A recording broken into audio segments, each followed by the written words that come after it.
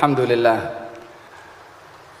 الذي أكرمنا وإياكم في هذا الاجتماع ونسأل الله سبحانه وتعالى أن يتقبل منا الصيام والقيام والاجتماع والصلاة والسلام على سيدنا محمد صلى الله عليه وعلى آله وسلم نبي الشفاعة وعلى آله وصحبه ومن سار على دربه إلى يوم الدين وبعد. Di antara nikmat yang diberikan oleh Allah Subhanahu wa taala kepada seseorang adalah nikmat peluang, nikmat masa. Dan masa ini atau waktu ini adalah satu hadiah yang paling besar diberikan oleh Allah Subhanahu wa taala kepada seseorang.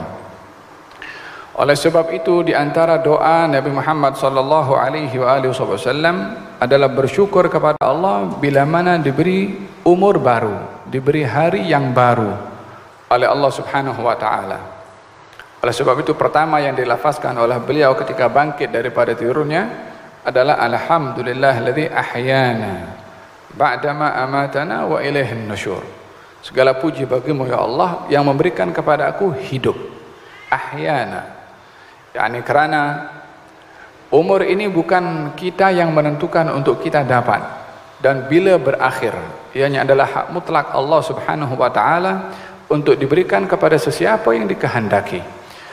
Berapa ramai daripada manusia yang menginginkan panjang umur atau menginginkan memerlukan umur, akan tetapi tidak mendapatkan umur tersebut. Sehingga diceritakan juga oleh Allah Subhanahu wa taala, walaupun di sini ala sabilidz dzam, dalam bentuk celaan kepada golongan orang-orang yang kafir yang juga minta kepada Allah panjang umur juga. Sehingga dalam Al-Quran Allah berfirman, wala tajiduhum ahrasan nasi ala hayatin, engkau akan dapati orang-orang Yahudi yang ahrasan nasi ala hayah, yakni menginginkan untuk punya hidup yang panjang, dan juga orang-orang musyrikin yawaddu ahaduhum law yu'ammaru alf sanah wa ma huwa bimuzahzihihi minal adzabi ay yu'ammar.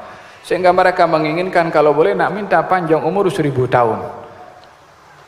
Dan dengan demikian umur ini adalah persaingan antara ahli hak dan ahli batil.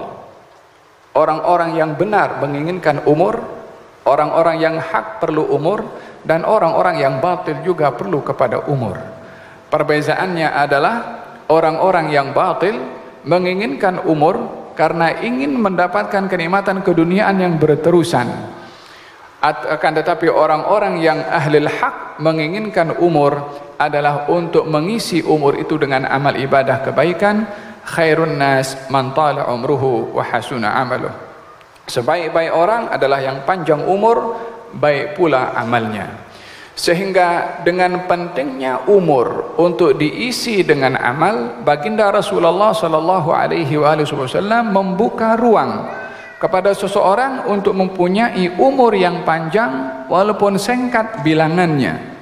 Baginda Rasulullah membuka ruang kepada seseorang untuk mempunyai umur yang panjang berterusan walaupun singkat bilangannya.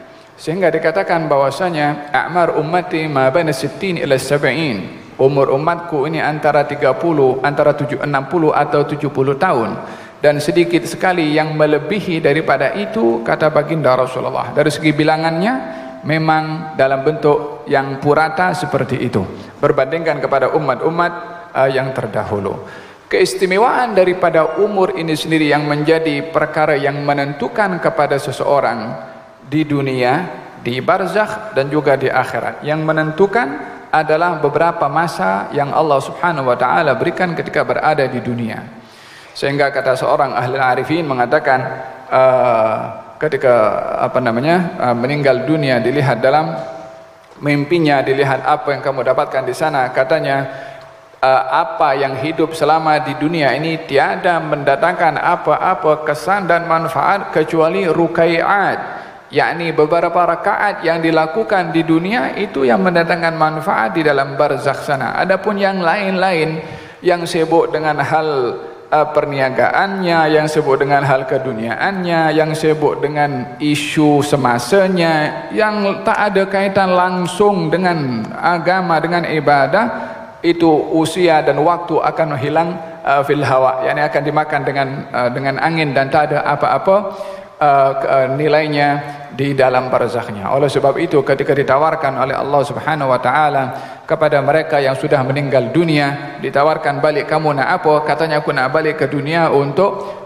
beramal dengan amal yang baik. Kalau Sayyidina Ali bin Abi Thalib karramallahu wajhah ketika lalu di sebuah tanah pekuburan, lalu beliau mengatakan, ya ahlal kubur, inna azwajakum qad tazawwajat wa inna buyutakum qad sukinat wa inna amwalakum qad gusimat, hadzal khabaru ma indana famal khabaru ma indakum.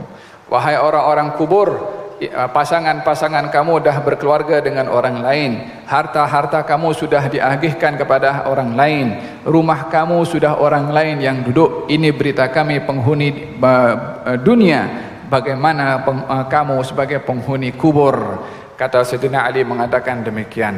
Kemudian beliau berdiam sesaat dan mengatakan kepada sahabat-sahabat yang bersama dengan beliau, "Lau adzinallahu lahum an yantiqu laqalu anna khairaz zadi taqwa." Dan kalau Allah mengizinkan kepada mereka untuk menjawab soalan saya, maka mereka akan menjawab sebaik-baik bekal dalam hidup ini adalah takwa kepada Allah Subhanahu wa taala. Oleh sebab yang demikian, ketika orang-orang yang berada di alam barzakh sana meminta kepada Allah Subhanahu wa taala, mengatakan kepada Allah Subhanahu wa taala, ya Allah, kembalikan kami hidup di dunia. Untuk apa? Untuk beramal saleh. Yani meminta kepada Allah Subhanahu wa taala agar supaya dikembalikan ke dunia untuk beramal saleh. Apa jawaban Allah? Awalam nu'ammirkum ma yatadhakkaru fihi man tadhakkar wa ja'akumun nadhir. Bukankah aku sudah beri kepada kamu umur yang sepatutnya kamu sedar dengan umur itu? Yani Allah ingin memberitahukan, berfikirlah kamu melalui umur yang aku bagi. Adalah amat keliru kepada seseorang yang diberi akal, fikiran sehat dan waras tidak bertafakkur dengan umurnya yang Allah jadikan melalui umur orang mesti sedar. Oleh sebab itu dijadikan hujjah oleh Allah, awalam nu'ammirkum, bukankah kami sudah beri kepada kamu umur, ma yatadhakkaru fihi man tadhakkar, yang sepatutnya dengan umur itu kamu sedar, tadhakkur, mesti sedar dengan umur yang diberikan oleh Allah Subhanahu wa taala. Wa ja'akumun nadhir, sudah pun lebih daripada umur diberikan, ditambahkan lagi peringatan demi peringatan diberikan oleh Allah Subhanahu wa taala. Peringatan itu baik berupa Rasul sudah menyampaikan, peringatan itu baik daripada para ulama yang menyampaikan, peringatan itu adalah proses penuaan yang menghampiri kepada ajal, itu pun juga bahagian daripada peringatan. Demikian kata salah satu tafsir, salah satu daripada makna an-nadhir adalah rambut putih, yaitu sebagai isyarat pertanda penghujung umur akan tiba tidak lama lagi. Oleh sebab itu peringatan demi peringatan diberikan dan ditunjukkan oleh Allah Subhanahu wa taala. Idzan melalui daripada umur ini diperhatikan oleh Nabi sallallahu alaihi wa ala alihi wasallam supaya seseorang mengambil peluang dengan umur yang diberikan oleh Allah Subhanahu wa taala, sehingga Nabi memberi ruang selebar-lebarnya kepada orang yang mahu umurnya panjang walaupun singkat bilangannya, sebagaimana saya katakan tadi.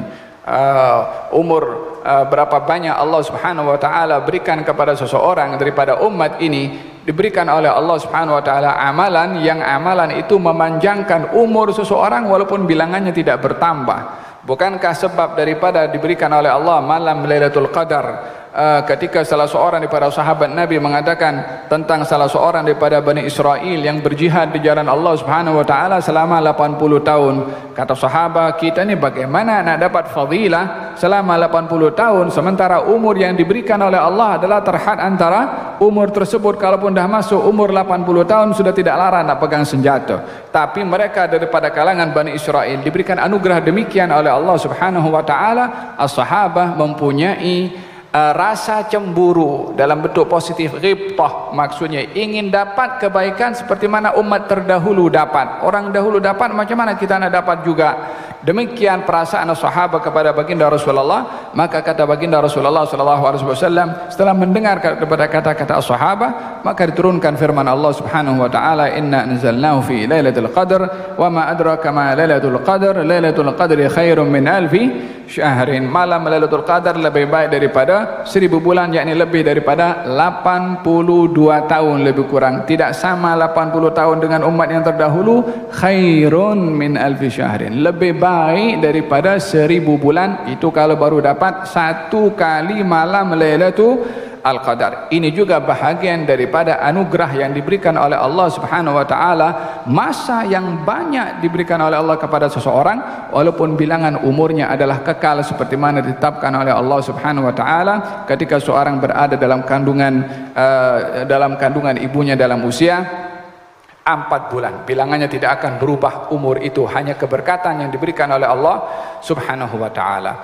Yang kedua di antara amalan yang ditunjukkan oleh Nabi sallallahu alaihi wasallam untuk seorang mendapatkan panjang umur, yakni dalam walihada Imam Al-Haddan mengatakan dalam menukil sebuah hadis, orang yang salat 6 rakaat selepas maghrib tanpa berbicara antara rakaat-rakaat itu, yakni 6 rakaat dibuat 2 tanpa bercakap, tanpa memisahkan dengan apa-apa pembicaraan, akan diganjar oleh Allah Subhanahu wa taala amal ibadah selama 12 tahun. Ya Allah, dalam kita melakukan 10 menit 15 menit untuk melakukan salat al-wabin ba'da salat al-maghrib, salat selepas salat maghrib, antara maghrib dengan isya, 6 rakaat tanpa kita berbicara antara 6 rakaat itu diganjar 12 tahun. Allah, siapa mampu nak berterusan selama 12 tahun? Tapi ini fadl min Allah Subhanahu wa taala yang diberikan oleh Allah kepada umat ini, sebab Nabi Muhammad sallallahu alaihi wasallam disebabkan disedari umat ini adalah umat yang paling ringkas dan paling singkat umurnya. Walihada dalam hadis yang sahih dinyatakan perumpamaan umat ini dengan umat yang terdahulu adalah umpama orang yang bekerja daripada pagi sampai tengah hari, banyak jam, diberi upah sesuai dengan kerjanya. Berapa dia punya gaji diberikan. Umat setelahnya umat Kristen daripada tengah hari sampai petang bekerja, umpama orang yang bekerja, selesai bekerja digaji sesuai dengan kerjanya. Umat Nabi SAW daripada petang sampai terbenam matahari, masanya singkat, simbol kepada umur yang singkat, tapi ganjarannya diberikan oleh Allah 2 kali ganda. Kerjanya singkat, gajinya 2 kali lipat. Maka umat yang terdahulu tanya kepada Allah Subhanahu wa taala, kenapa engkau berikan kepada mereka 2 kali ganda, sementara kami yang bekerja lebih lama dapat sesuai dengan kerja kami? Kata Allah Subhanahu wa taala, adakah aku zalim kepada kamu? Yani adakah hak kamu untuk kerja aku beri ganjaran sesuai dengan kerjanya? Adakah aku zalim kepada engkau? Mereka menjawab tidak, karena itu ganjarannya diberikan sesuai dengan kerjanya. Orang kerja dengan gaji sekian dan dia layak gaji itu, ya khalas, itu hak dia. Adapun orang yang kerjanya singkat diberi 2 kali ganda, itu adalah fadl, kelebihan yang aku beri kepada orang tersebut. Bos kalau nak bagi lebih duit raya kepada pegawainya, terpulang kepada dia nak bagi. Ini Allah Subhanahu wa taala nak bagi kepada siapa? Kepada umat Nabi Muhammad sallallahu alaihi wasallam, umat yang paling singkat dan umat yang paling berkat, sebab Nabi Muhammad sallallahu alaihi wasallam. Ini satu amal ibadah yang diberikan oleh Allah Subhanahu wa taala, ganjaran amal ibadah 12 tahun dalam 6 rakaat yang kita lakukan selepas maghrib. Orang yang berpuasa, barang siapa berpuasa Ramadan diikuti dengan 6 Syawal, maka seakan-akan dia berpuasa sepanjang tahun. Ramadan berpuasa ditambah 6 Syawal, diganjar selama sepanjang tahun berpuasa. Itu pun juga bahagian daripada amal ibadah yang banyak diberikan oleh Allah ganjarannya, walaupun umur yang diberikan oleh Allah adalah singkat. Dan juga yang terakhir adalah berkenaan dengan umur yang panjang, bukan hanya di dunia dalam umur yang seseorang boleh lakukan, tapi semasa orang itu sudah wafat pun juga masih boleh mendapatkan fadilah seakan-akan masih hidup di atas muka bumi ini. Seperti mana hadis yang cukup masyhur, bila mana seseorang meninggal dunia maka akan terputus amalnya kecuali 3. yakni 3 ini bahagian daripada amal yang tidak putus kepada seseorang walaupun sudah pergi ke rahmat Allah Subhanahu wa taala, yaitu diantaranya adalah ilmu yang bermanfaat, dan kedua adalah sedekah jariah, yang ketiga adalah anak yang saleh yang mendoakan untuk orang tuanya. Dan kita alhamdulillah hadir di situ majlis tahlil dan juga majlisul ihda daripada keluarga Al-Habib Uthman Al-Masyhur yang dibacakan sebentar tadi, bahagian daripada barakatul umur, bahagian daripada keberkatan umur seseorang yang sudah pergi ke rahmat Allah Subhanahu wa taala, diberikan tambahan daripada amal ganjaran dari Allah melalui acara seumpama ini, doa anak kepada orang tua dan juga amal jariah seseorang yang masih hidup dan juga ilmu bermanfaat. Peluang ini adalah dibuka oleh Nabi SAW bagi orang yang mahu dapat keberkatan daripada umur.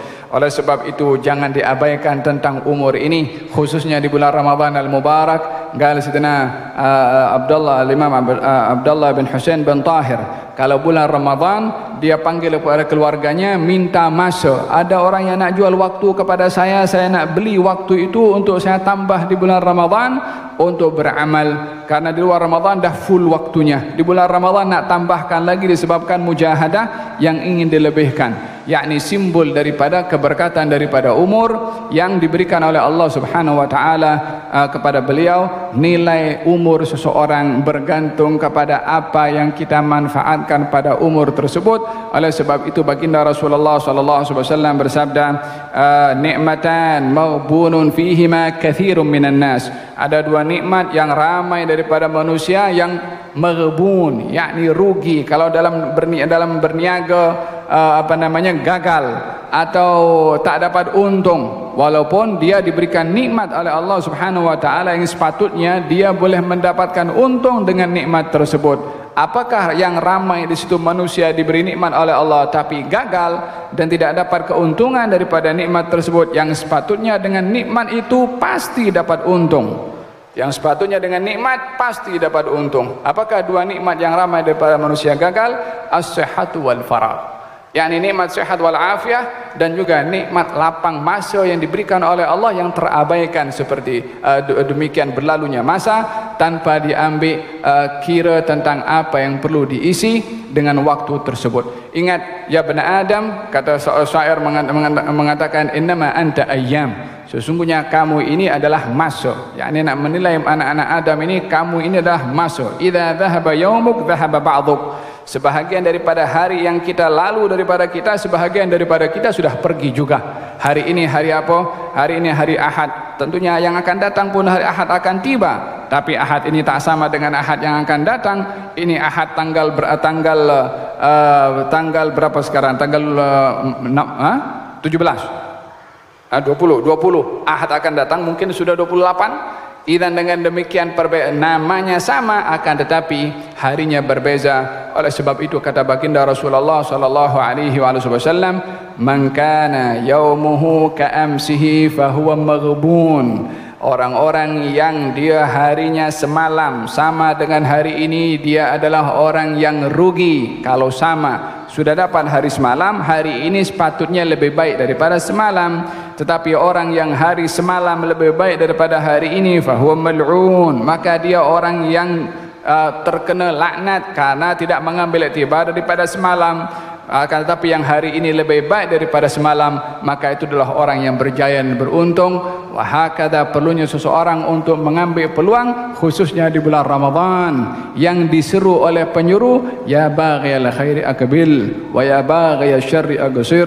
Wahai orang yang mahu kebaikan, mari datang kemari, yakni beramal, bukan mari datang-datang saja, tapi beramal. Yang perlunya seseorang mengisi akan bulan Ramadan dengan amal ibadah yang berkesan. Kita sebagai seorang muslim dan mukmin perlu untuk mencari dan juga untuk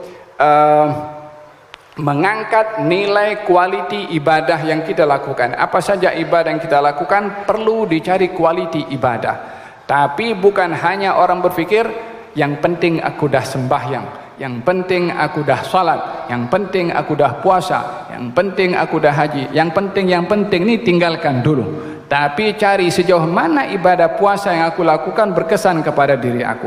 Adakah kesabaran aku bertambah?